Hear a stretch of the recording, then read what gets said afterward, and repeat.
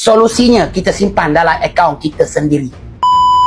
Menabung emas melalui syarikat Public Gold ni mudah, fleksibel, mudah, jaminan beli balik, stok tanpa hak, harga per gram antara yang termurah. Memang selamatlah kita semua. Kita beli emas dapat fizikalnya, insya-Allah selamat. Jadi tak ada lagi orang buat simpanan emas melalui syarikat Public Gold tak terima emas fizikal, tak ada.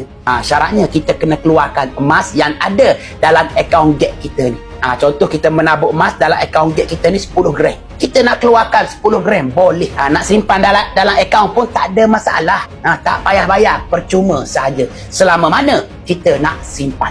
Contoh kan kita takut nak keluarkan emas fizikal, takut nak simpan sendiri. Solusinya kita simpan dalam akaun kita sendiri, dalam akaun gate kita ni.